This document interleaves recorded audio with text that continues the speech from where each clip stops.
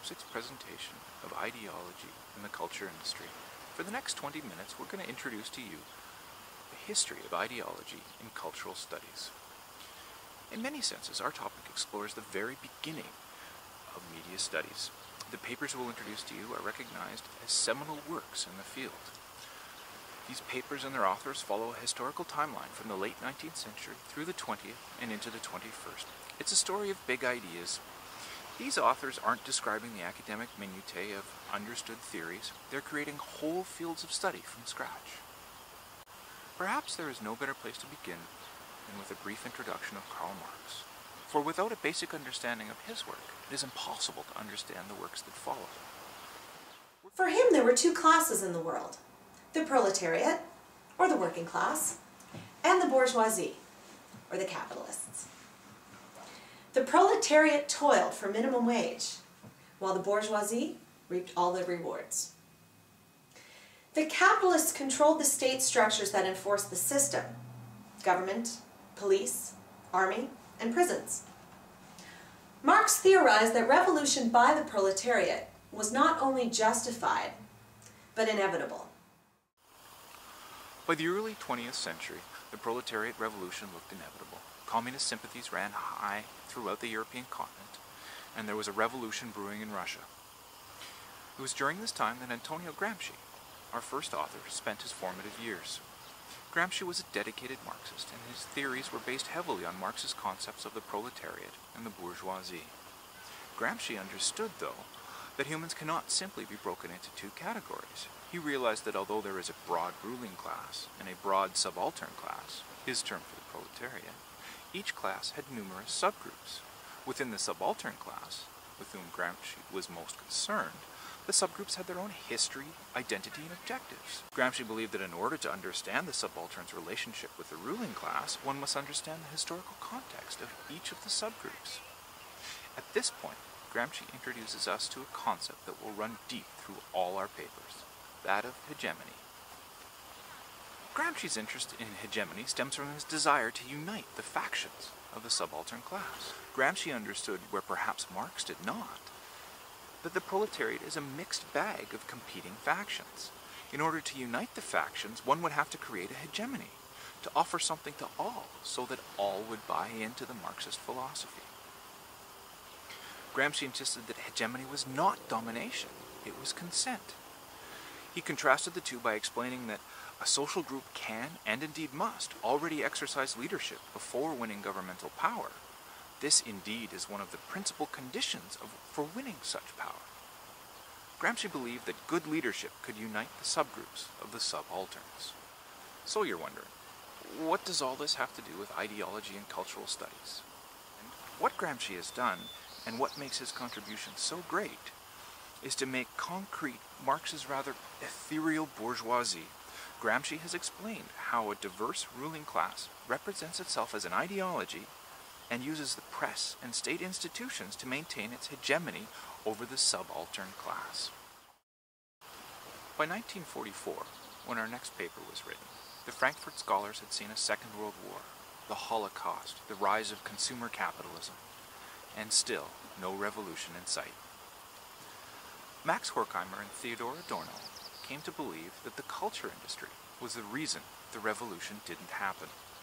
Their paper, The Culture Industry, Enlightenment as Mass Deception, set the stage for all media cultural studies to follow. Despite being Marxist to the core, Theodor and Max had bourgeois tastes. Much of the essay, to today's ears, sounds like complaints about kids these days. Their treatment of jazz, film, and television often sounds more like Siskel and Ebert than serious academic work. Adorno and Horkheimer follow in the footsteps of Gramsci and believe that hegemony is the way in which the cultural industry keeps power. The cultural industry pulls possible dissenters into the system early. It takes talent that could challenge its hegemony and amalgamates it. The punishment for not being part of the system is severe. Anyone who does not conform is condemned to an economic impotence which is prolonged in the intellectual powerlessness of the eccentric loner. More, Adorno and Horkheimer see the public as part of the system rather than merely a pawn of it. Something is provided for everyone so that none may escape. Further, this ideology of cultural consumption is the reason the revolution hasn't happened. And so, for these two scholars, we are all enthralled to a powerful industry whose ideology tells us what is good music, good cinema, and good television, by limiting our options while giving us the appearance of choice. By the 1970s, 25 years after the publication of Adorno and Horkheimer's paper, it was well apparent that Marxism in its natural state did not predict the world as it stood. Scholarly work had turned to adapting and refining Marxist principles to more accurately reflect society, or at least to better explain it. One of the Marxist problems was this: how are the conditions in which we make our own decisions determined? Enter the Frenchman Louis Althusser. His answer to this problem was ideology. Not ideology like Marxist or capitalism or communism or fascism, but ideology as a conceptual framework through which men interpret, experience, and live. Ideology, to Althusser, not only produces culture, it produces a consciousness of ourselves. In his 1971 paper, Ideology and the Ideological State Apparatuses, Althusser outlines how he believes ideologies are created by the states.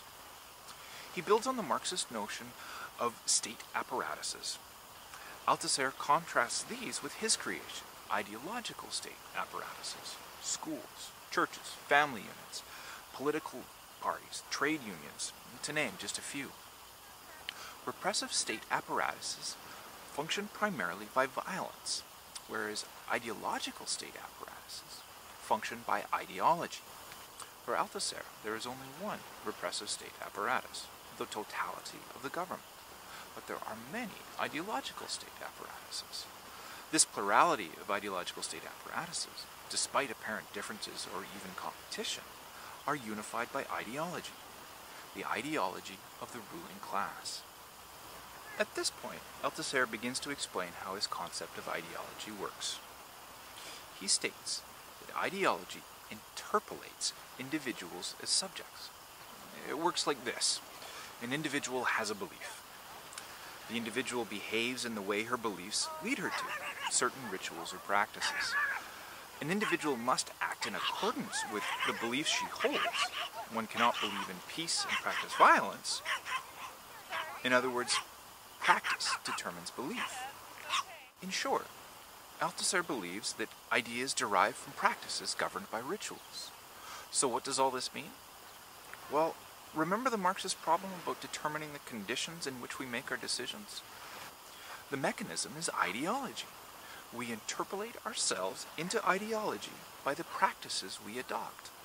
From the moment we go to school or to church, or even our family upbringing, we are interpolated into the ideology of the ruling class. It is at this point in our narrative history that cultural studies begins to make a turn. So perhaps this is also a good time to explore what binds our four previous authors together. Ideology, for sure. All the authors believe that the ruling class is propped up by the exploitation of one ideology or another. More importantly, though, all of these authors are also structuralists. For them, the message is the message. They are concerned with how cultural meaning is generated. Further, they believe that the structures that deliver the messages are virtually all powerful. That, for the commoner, escape is almost impossible. That individual acts are a result of social structures.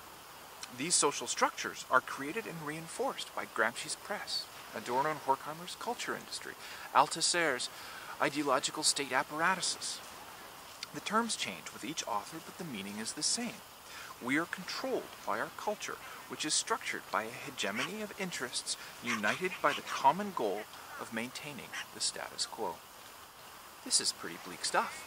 Humanity obviously has no chance of breaking free. Or do we?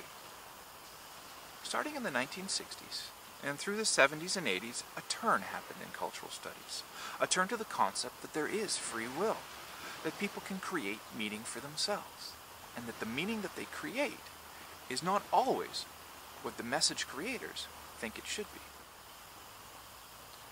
This was also a turn away from ideology, and indeed highlighted the failings of over-reliance on ideology as a governing concept. Ideology failed to account for individual meaning-making. Ideology is clumsy when it tries to account for individual behaviors within a society. And the dominated and the dominant are not so easily separated. A dominant group must still accommodate the needs of the dominated, at least to a certain extent. Our fourth article, by Graham Turner, highlights many of these points. Turner reiterates that although ideology is still prominent, it is no longer the driving force. There has been a shift in focus to identity and identities in relation to cultural and political environments. Turner also walks us through some of the new themes in cultural studies.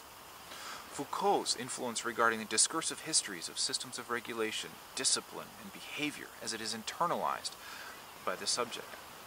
Turner expands and reinforces Gramsci and Althusser's points that cultures are not monolithic. Turner talks too about culturalism versus structuralism and the culturalist rejection of a top-down view of ideology.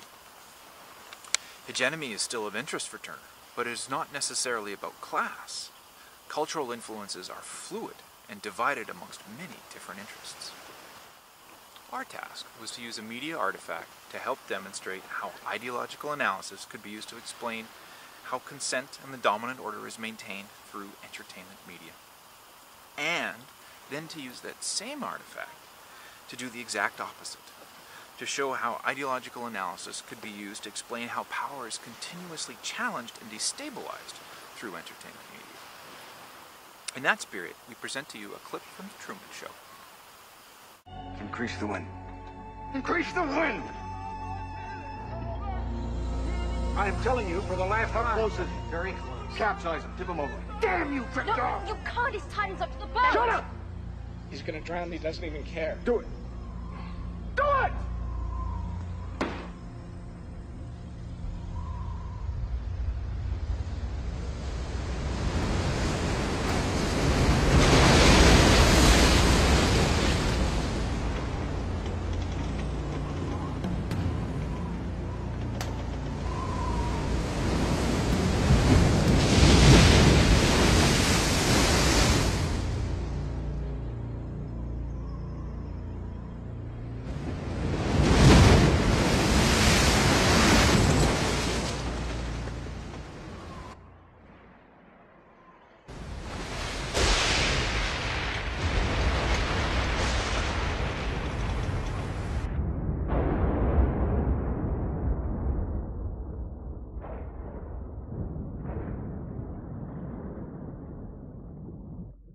That's enough.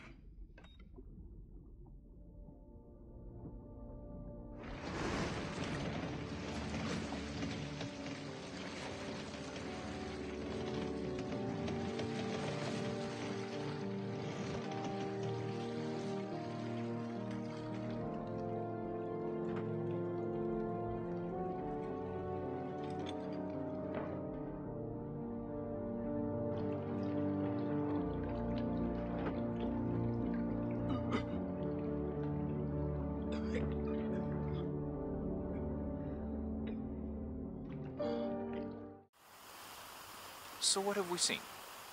In this triumphant scene of the movie, Truman shows that he would rather face death than an artificial existence. For those who would oppose the power of the media and the hegemony, this may be the epitome of spirit and humanity. In a sense, this is the revolution dreamed of by our Marxist authors. Freedom or death. And yet, it is with Christoph's words, "That's enough," this victory is achieved. The hegemonic powers have made this supposed escape possible. Truman is allowed to leave. Christoph, the personification of hegemony, could just as easily have kept the wind and rain turned on and drowned the rebellion in its infancy. But that's not how hegemony works. Everyone must buy in, at least tacitly. A temporary escape is always possible, but the power of the hegemony is not diminished.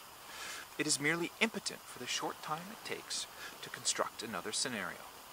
Let's consider for a moment two people living in Truman's world. Both are aware of the fully mediated artificial nature of it. The first feels as Truman did, that everybody is watching, that his true self must be concealed from the cameras, and that there is a real world out there in which to escape. The second person, knowing full well that the cameras are on, barely even considers them. He lives his life fully accepting the central role he plays in the mediated experience. More, he realizes that there is no outside world. At most, one can escape from the current mediated life into another different, but equally mediated experience. These are the polarized options that Mark Dewes brings us in his essay, Media Life. The essay, at its core, is about ontology, the study of the nature of reality, specifically how we construct that reality for ourselves in a fully mediated environment.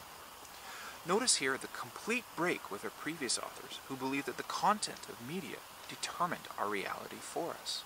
Dewes, in one sense, is trying to create an alternative to the traditional ontological perception of media as something we use, something that we activate to carry on with our otherwise unmediated lives, a perspective of living with media. Dewes argues, in fact, that we live within media, that it has become so ubiquitous that it is invisible to us. As such, the meaning we make for ourselves in society is irrevocably linked to our life in media.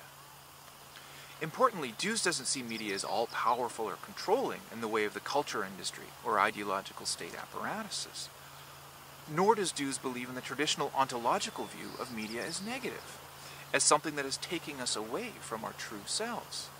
For Dewes, the true selves, our essence, so to speak, doesn't exist, or at least isn't immutable. With a life in media, we can create multiple versions of ourselves, break down the old versions, and continually remake our meaning of self. And so, with the prospect of a life lived entirely within media, we turn to our last essay to explore the contours of this media landscape.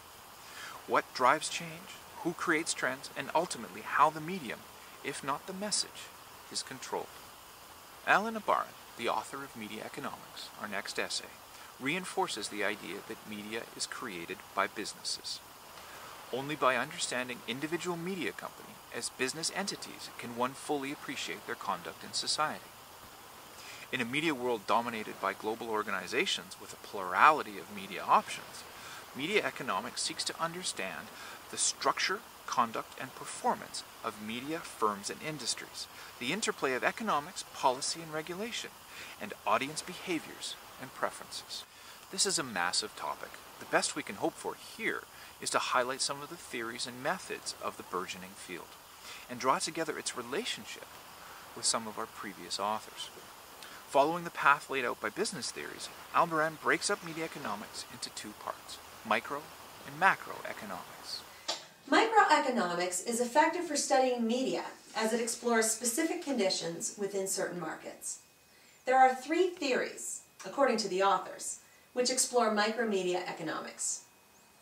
The industrial organization model states that by understanding the market in which a product is traded, one can make certain explanations and predictions.